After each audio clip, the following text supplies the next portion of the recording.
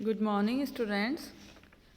आज का अर्थशास्त्र विषय में हमारा टॉपिक है करारोपण का अर्थ, वर्गीकरण एवं करारोपण के सिद्धांत। तो आज हम अध्ययन करेंगे केवल करारोपण का अर्थ और उसके वर्गीकरण और उद्देश्यों के बारे में। तो अब हम सबसे पहले देखते हैं कि कर क्या है। कर वर्तमान सरकारों की आय का प्रमुख स्रोत है। कर किसी व्यक्ति या व्यक्तियों के समूह की संपत्ति का वह भाग है जो सार्वजनिक सेवाओं को चलाने के लिए अनिवार्य रूप से वसूल किया जाता है। प्रोफेसर सेलिगमैन ने कहा है कि कर सरकार को दिए जाने वाले उस अनिवार्य अंशदान को कहते हैं जो सबके सामान्य हित के लिए किए जाने वाले खर्चों के भुगतान में अदा किया जाता है और जिसके बदले में कोई विशेष लाभ नहीं दिया जाता है। अब कर की कुछ विशेषताएं होती हैं, जैसे कर वैधानिक सत्ता के द्वारा निर्धारित होता है। कर एक अनिवार्य वसूली है जिसे भुगतान न करने पर व्यक्ति या फिर संस्था को वैधानिक दंड दिया जा सकता है। करों में जैसे को तैसा नहीं, मीन्स करदाताओं को कोई आनुपातिक लाभ नहीं मिलता। कर चुकाना व्यक्ति की जिम्मेदारी है। कर भुगतान में करदाता को त्याग करना पड़ता है। कर का उपयोग सामूहिक हित में किया जाता है और करारोपण वैधानिक होता है। ये थी कर की विशेषताएं। अब करारोपण का क्या उद्देश्य होता है। किसी भी देश में करारोपण के उद्देश्यों का निर्धारण उस देश की सरकार की नीतियों, परिस्थितियों और सामाजिक उद्देश्यों से होता है। जैसे फर्स्ट है आय में वृद्धि। करारोपण का प्रमुख उद्देश्य सार्वजनिक आय में वृद्धि करना होता है ताकि सरकार कर राजस्व से अपने व्यय की पूर्ति कर सके और आय में अभिवृद्धि के लिए सरकार प्रत्यक्ष और अप्रत्यक्ष करों में सामंजस्य बैठाती है। करों में विविधता लाती है ताकि अधिकाधिक व्यक्ति सार्वजनिक हित के व्यय में अपना अंशदान दे। अनावश्यक उपभोग पर रोक। सरकार करारोपण से केवल आय ही प्राप्त नहीं करती बल्कि ऐसी वस्तुओं के उपभोग पर रोक लगाने के लिए ऊंचे कर लगाती है जो व्यक्ति की कुशलता पर बुरा प्रभाव डालते हैं और नैतिक पतन को बढ़ावा देते हैं। जैसे गांजा, भांग, अफीम, शराब आदि नशीली वस्तुओं पर ऊंचे कर लगाकर उनके उपभोग पर रोक लगाई जा सकती है। संरक्षण एवं प्रशुल्क नीति की सफलता। जब सरकार अपने देश में शिशु उद्योगों को बढ़ाना चाहती है तो वह विदेशी आयातों पर ऊंचे कर लगा सकती है। इससे शिशु उद्योगों से प्रतिस्पर्धा कम हो जाएगी और इसी प्रकार देश के उद्योगों के माल को विदेशों में निर्यात द्वारा प्रोत्साहन देना हो तो निर्यात कम कर दिए जाएंगे। तो इन दोनों से संरक्षण नीति की सफलता में सहायता मिलती है। उत्पादन, रोजगार एवं राष्ट्रीय आय में वृद्धि। सरकार करों से अतिरिक्त उपभोग पर रोक लगाकर विनियोगों और बचतों को प्रोत्साहन दे सकती हैं। इससे देश में पूंजी निर्माण तेजी से होगा और राष्ट्रीय उत्पादन में वृद्धि होगी। तो इस प्रकार उत्पादन करों में कमी करके उत्पादन में वृद्धि को प्रोत्साहित किया जा सकता है। धन के वितरण की विषमताओं को कम करना। करारोपण का उपयोग देश में सामाजिक न्याय की दृष्टि से धन वितरण की विषमताओं को दूर करने के लिए भी किया जा सकता है। जैसे भारत में अमीर लोगों पर प्रगतिशील आयकर, मृत्यु कर, संपत्ति कर और व्यय कर लगाए जाते हैं, जबकि गरीबों पर कर या तो बहुत कम रखा जाता है या फिर उन्हें कर से बिल्कुल मुक्त रखा जाता है। साधनों के प्रयोग में स्थानांतरण।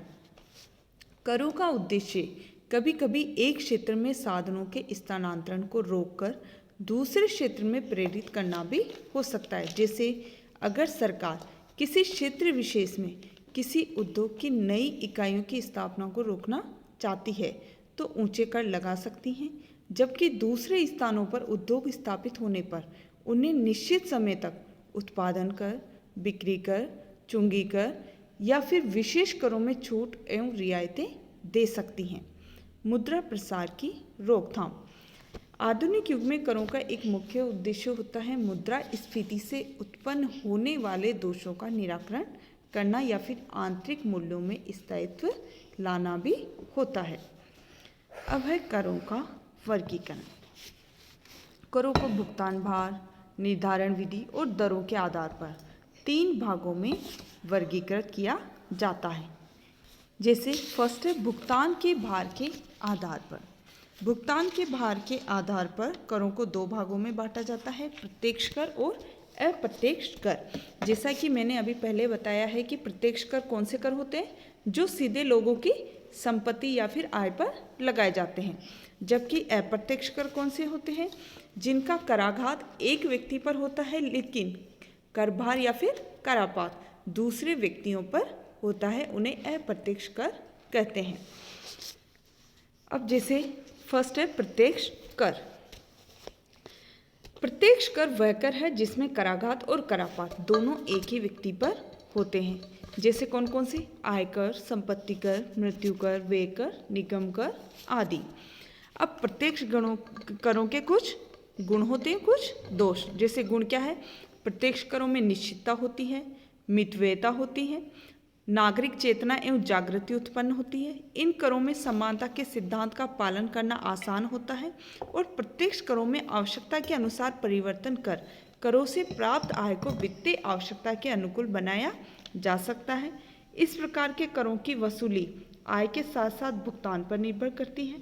ये न्यायपूर्ण है और कर देय क्षमता के अनुसार वसूल किए जाते हैं, जबकि इसके कुछ दोष भी हैं। जैसे प्रत्यक्ष करों में लोकप्रियता का अभाव है, मीन्स ये कर लोकप्रिय नहीं होते। इन करों की अप्रियता से करों की चोरी की प्रवृत्ति बढ़ती है। करों का कार्य करने की इच्छा पर बुरा प्रभाव पड़ता है। ये असुविधापूर्ण होते हैं और करों की दर मनमाने ढंग से निर्धारित करने से भी इन करों की आलोचना की जाती है। अप्रत्यक्ष कर। अप्रत्यक्ष कर एक व्यक्ति पर लगाया जाता है लेकिन उसका भुगतान पूर्णतया या फिर आंशिक रूप से किसी दूसरे व्यक्ति के द्वारा किया जाता है। जैसे बिक्री कर दुकानदारों से तथा उत्पादन कर उत्पादकों से तो वसूल किए जाते हैं, लेकिन अंत में इन करों को उपभोक्ता पर डालने या तथा विवर्तन करने में समर्थ होते हैं। जैसे उत्पादन कर, बिक्री कर, मनोरंजन कर, आयात निर्यात कर आदि। अप्रत्यक्ष करों के भी कुछ गुण और दोष होते हैं। अप्रत्यक्ष करों के गुण जैसे ये कर देय क्षमता के अनुसार होते हैं, कर से बचना मुश्किल रहता है इनमें। इन करों से सरकार को अपनी व्यय पूर्ति के लिए पर्याप्त आय प्राप्त हो जाती है और अनावश्यक उपभोग पर रोक लगाई जा सकती है। जैसे गांजा, भांग, अफीम आदि पर।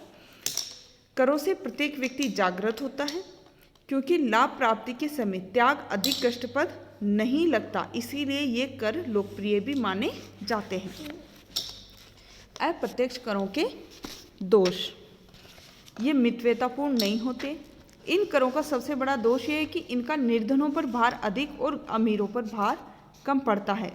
आय की अनिश्चितता बनी रहती है और मूल्य में समावेश होने से चेतना नहीं आती। नेक्स्ट है दरों के आधार पर वर्गीकरण। इसमें है आनुपातिक कर।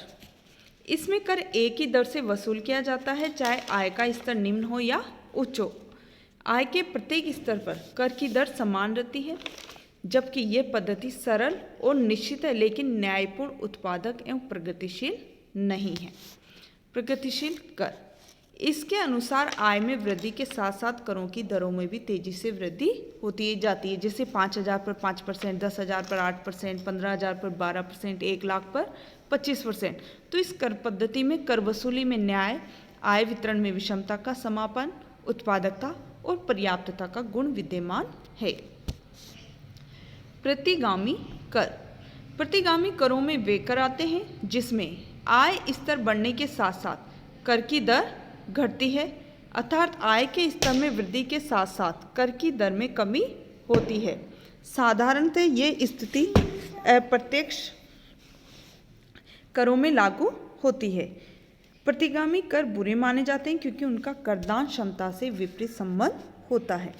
अधोगामी कर, इस प्रकार के करों में आनुपातिक तथा प्रगतिशील करों की दरों का मिश्रण होता है। इसमें प्रारंभ में तो कर की दरों में प्रगतिशीलता और बाद में आनुपातिक दर की प्रवृत्ति होती है। ये न्यायपूर्ण और उत्पादक नहीं होते। अब है निर्धारण के आधार पर करों का वर्गीकरण। व्यक्तिगत कर या फिर व्यक्तिगत कर, मूल्यानुसार कर और विशिष्ट कर। फर्स्ट है विशिष्ट कर। जब वस्तु की इकाई या मात्रा के अनुसार कर लगाया जाता है तो उसे विशिष्ट कर कहते हैं। जैसे कर की दर प्रति टन, प्रति क्विंटल, प्रति किलो या प्रति इकाई निर्धारित की जाती है, चाहे वस्तु का मूल्य कुछ भी हो। मूल्य अनुसार कर।